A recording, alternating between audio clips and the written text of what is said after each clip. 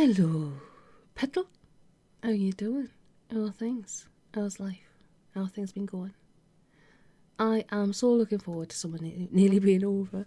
We're supposed to have a heat wave here this week, which doesn't appear to be happening today, thankfully, because I want to get some recording done. And I must apologise for being away for so long, because obviously, as you know, I've been battling the vid, and I also had other stuff going on as well, health-wise, but great news on the score that I've got a result back, and I have a tumour that is benign. I was absolutely cacking a brick on that one, I'm not going to lie, but huge special thanks to Rose for being so supportive at that particular time.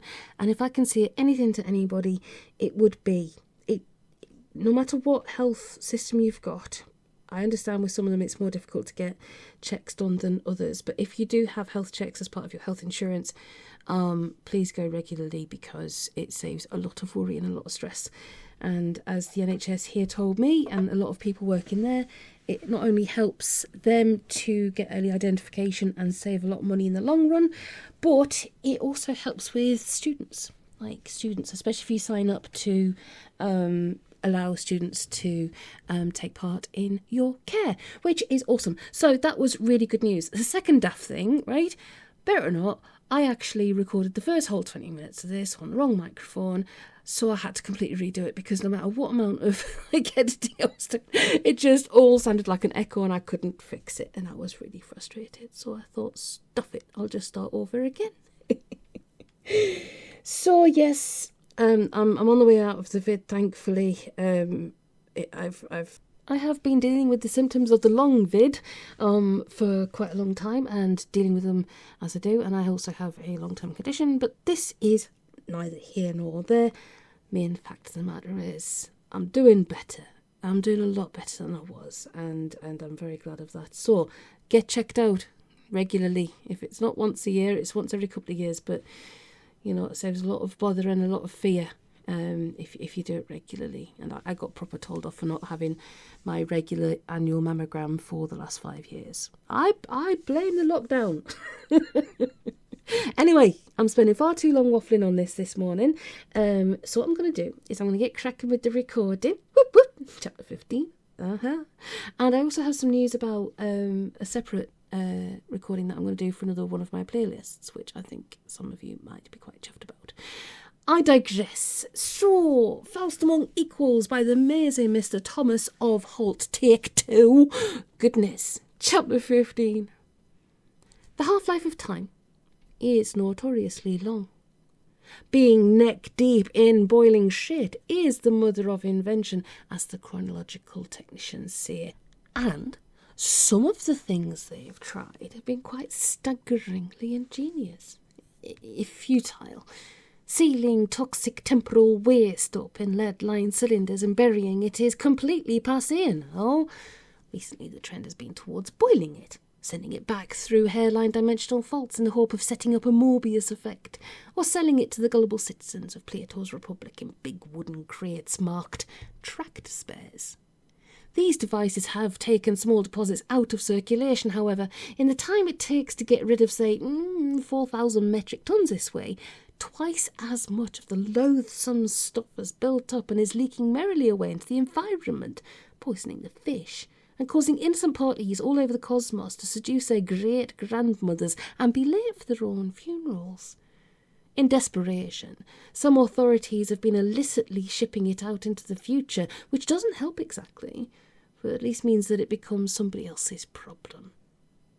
Unless something is done about it pretty soon, the boffins say, the whole unhappy mess is pretty soon going to go to critical and start doing horrible things to the nature of reality.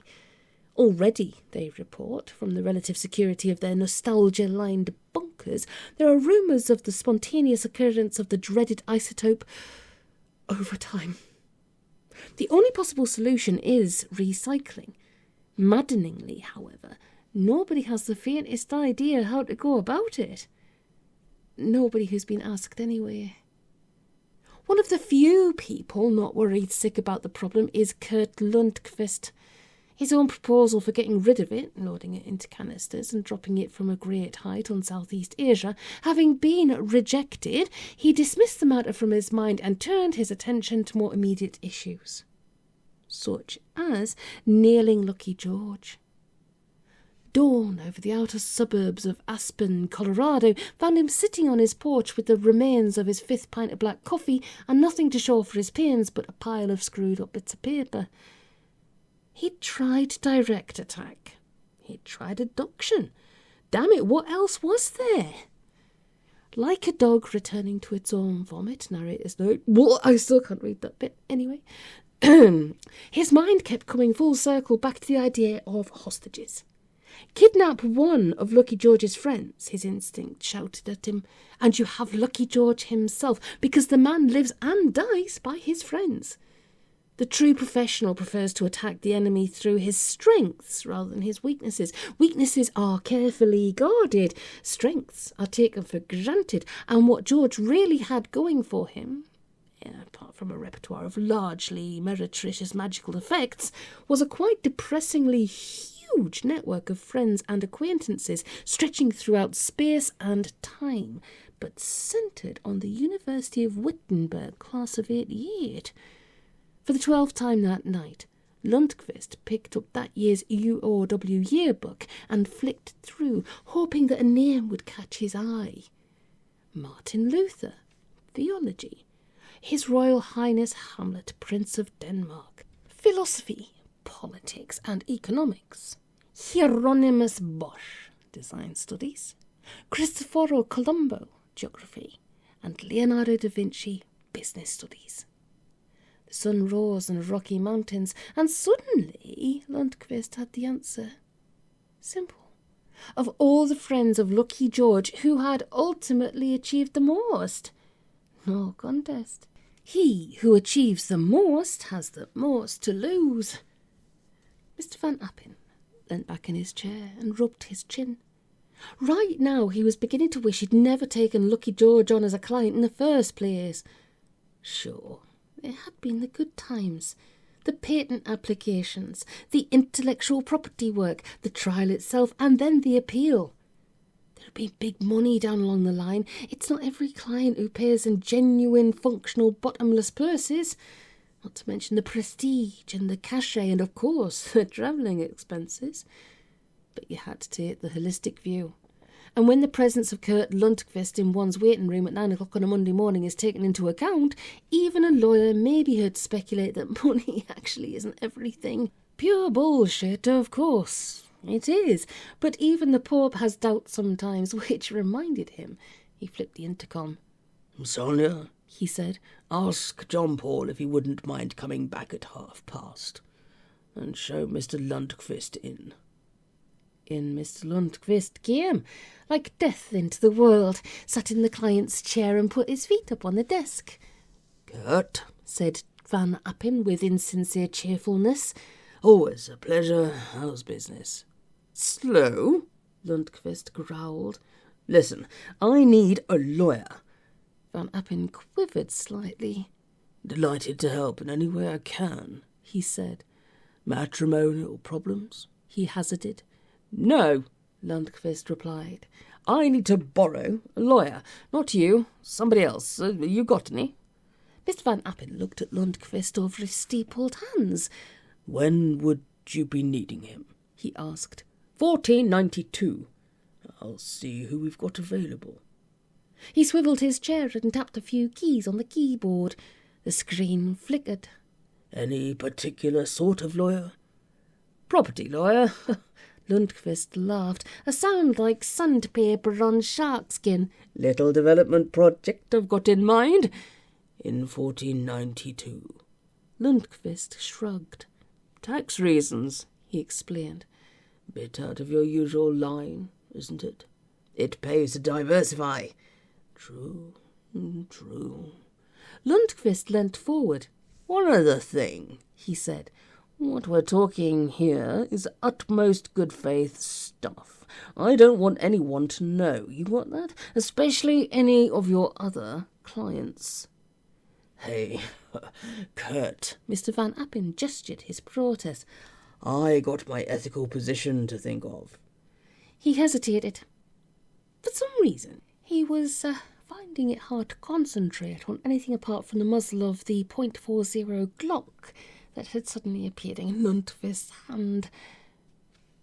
Ethical, he said slowly. Schmethical. Helkert, what are friends for? Lundqvist considered for a while. Decoys, he replied.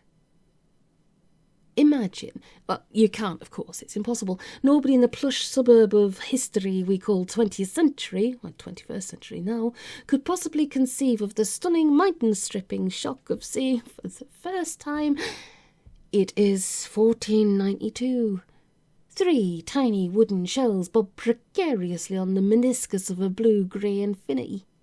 High in the rigging, a man turns, stares, opens his mouth to shout, and closes it again. There is, he decides, no tactful way to put this, but he's got to do his best anyway. Hey! Skip! On the deck below, a short, weary individual looks up from a chessboard and shouts back, Well, Skip! What's the matter, Hernan?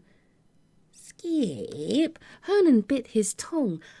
I spy, he said, with my little eye, something beginning with A. You what? With A, Skip. I spy it with my, little eye. Hernan drew in further supplies of air. It's a game, Skip. You've got to guess what it is. Have you been at the Applejack again? You know it's reserved for the scurvy. Go on, Skip, be a sport. Look, 3 guesses. Columbus sighed. 61 days he'd been cooped up on this floating strawberry punnet with these idiots. A lesser man, one without his inexhaustible patience, would have blown the ship up by now. Albatross. No. Aurora Borealis. No. Hey, Skip, you aren't even trying. Okay. Columbus thought hard.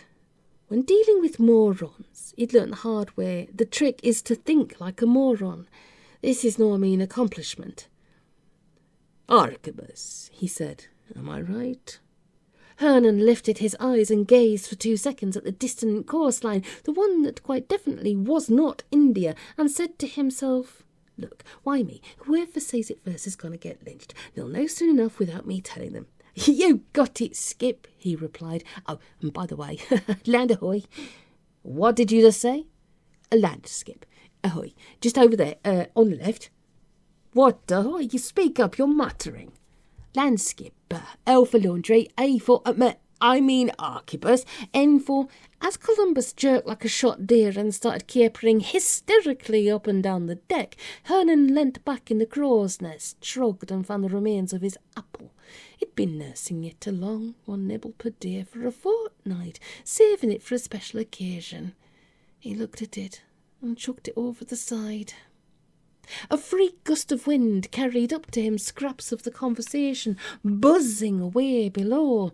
Rodrigo was saying that as soon as they got in, he was going to have a rogan gosh with spicy dal and naan bread.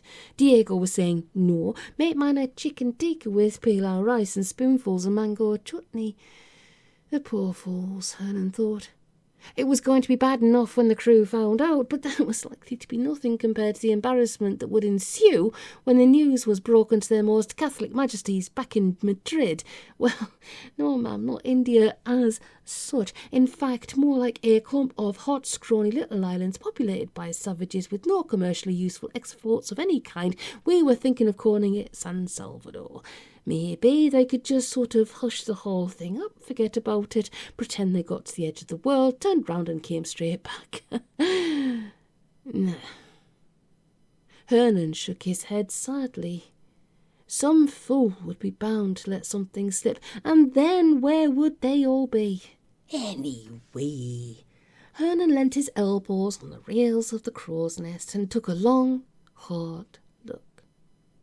Okay, so it wasn't up to much, but it was a new country, a new continent. maybe, and here he was, the first man ever to set eyes on it. That was something. Not much, perhaps. It was something. Wrong. Because at the precise moment when Columbus was ordering the lads to lower a rowing boat and feverishly trying to remember the exchange rate from moidras into rupees, a small bedraggled man in a Brooks Brothers suit and waders was dragging a rubber dinghy behind some bushes on the seashore and opening a small suitcase. The man was one Murray Goldman, and the suitcase contained a portable fax machine with the special digital trans-temporal wave shift function. He looked at his watch. Mr. Van Appen had been very insistent that he log in the precise moment of landfall. Having dictated a note into his pocket dictaphone, he switched on the fax and started typing out the message on his laptop word processor. Not exactly an orthodox assignment, he reflected as he typed. Whiz back through time to the late 15th century, go to San Salvador, arriving at such and such a time, send a fax to the land registry stating time of arrival, and then clear off. Not perhaps the most complex matter he'd ever handled from a legal standpoint, but the travelling expenses were going to be just out of this world. From Morris Goldman, Messrs. Van Appen and Co. To the Chief Registrar, Central Land Registry. Message. Arrived 3:25 p.m. precisely. Please accept this communication as our indefeasible claim of title to the continent edge read on the plan annexed hereto, and confirm registration by return of fax. He paused for a moment. If he was discovering this place, wherever in hell it was, geography really wasn't his thing, he supposed he ought to give it a name, if only to enable it to be sufficiently identified. Newly discovered territory to be known as Goldmania. No, you couldn't call a country Goldmania. It lacked that certain something. He deleted Goldmania and typed in Mauritania. No. There was somewhere else called that. Try again. He deleted Mauritania and nice snappy name. Something that'd look good on the stamps. The United States of something. Life is all right in something. The business of something is business. The something dream. Bye-bye Miss Something Pie. It was on the tip of his tongue. He typed in Lundqvistia, hit the send button and made himself scarce. Scroll fast forward through time until the monitor reads 1996 and hold. The place, the Polo Lounge, Valhalla. Christopher Columbus discovered nursing a long cool drink and smoking a really big cigar. Not, of course, that Valhalla's what it was. Gone are the deep leather armchairs, the inedible food, the self-facing spectral waiters. Evening dress is no longer a prerequisite for the carousing hall, and people no longer glare at you if you refrain from shouting in the fighting room. Mead has been replaced by fiddly things in stemmed glasses in the members' bar, and the iron-corseted Valkyrie barmaids have been quietly replaced by less statuesque, softer beings, with names like Cindy, Nikki and Cheryl. Nevertheless, it still has a certain cachet, and visitors still steal the headed notepaper from the library. Paging Mr. Columbus, visitor's view at the front desk. Thank you. Columbus got up and made his languid way to the lobby, his mind still lovingly turning over the thought of next month's ground rent payment. There were those, he knew, who referred to him behind his back as the biggest slum landlord in the universe, but that was just jealousy. You said there was a message for me. Over there, Mr. Columbus, by the fountain of milk and honey. Him in the mag? That's him, Mr. Columbus. Right. He finished his drink, placed the empty glass on the desk, and wandered over to the stranger, who served him with a notice to quit. Mr. Van Appen leant back in his chair and replaced the telephone. That was Goldman, he said. Everything according to plan. Columbus should be getting the eviction papers any minute now. The muzzle of the .40 Glock lifted and disappeared inside Lundqvist's jacket. Good, he said. Now then, how long it'll take to get vacant possession? Mr. Van Appen shrugged. Say 3 to 4 weeks, unless they appeal, of course. There may have grounds, I couldn't say offhand. This is pretty much a grey area so far as the law is concerned. Perfectly safe to say that, of course. As any lawyer will tell you, the law is full of the most amazingly large and expensive grey areas, so that, seen from afar, it resembles nothing so much as the Confederate army camped on a shale beach on a cloudy day. Do it in 3, growled Lundqvist. I want those bastards out of there as soon as possible. You got that? Mr. Van Appen twitched slightly. When you say bastards, Kurt, you mean... The Americans, Lundqvist replied. All of them. He grinned. Goddamn trespassers. Get the place cleared, okay? And make sure they leave it clean and tidy when they go, because I might just have another tenant lined up. Yeah? Lundqvist nodded. I was thinking, he said, of going into the private prison business. Long-term violent offenders, New York. It's just a matter of putting up a few extra bars on the odd window and cleaning the streets up a bit. And there we are, ready to start trading. Mr. Van Appen made a soft, lawyerly clicking noise with his tongue. I don't want to sound alarmist in any way, he said. But something tells me the bailiffs aren't going to find it that easy. Maybe you should just stick to raising the rent a bit, gradually. A few cents per annum over, say, the next 300. Vacant possession, Van Appen, and if the bailiffs have any trouble, Lundqvist said, smiling thoughtfully, just let me know. I haven't done an eviction since Atlantis. Mr. Van Appen swallowed. That was, an eviction, huh? We all have our different methods. I, guess so, Kurt. Only just do it. Okay. Lundqvist rose. A pleasure doing business with you, Van Appen, he said, adding, for me, anyhow, and left. After he'd gone, Van Appen sat quite still for well over a minute, thinking, oh, shit. His special lawyer's sixth sense was telling him that there could possibly be quite a bit of comeback on this one. A pity, but there it was. Lundqvist, yeah, he said to himself. Jesus God, what an awful name for a continent. Not a patch, he couldn't help thinking, on Van Appen's land, or something like that. George? Chris, great to hear from you. How's things? Not so hot, George. In fact, I've got a bit of a problem.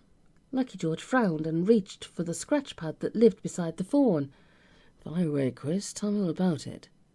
On the other end of the line, Christopher Columbus took a deep breath, said, well, it's like this, and told him. After he'd finished, George sat for a while, chewing the end of his pencil.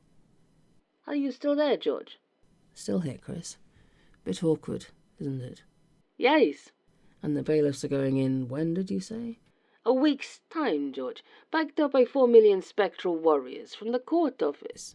Suitcases on the pavement time, huh? You could say that.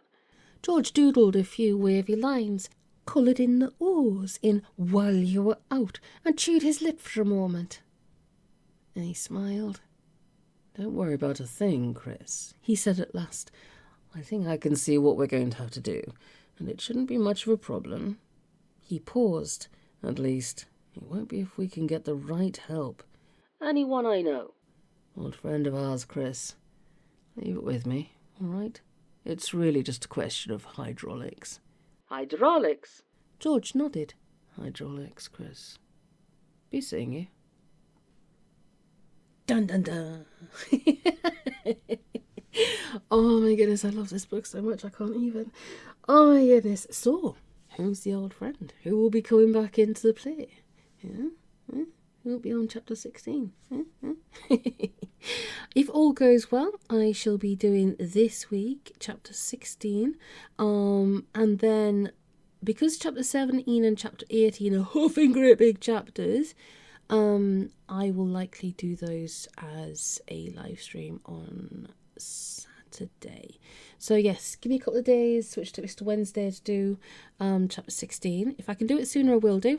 Otherwise than that, we're going to do the bigger chapter on Saturday.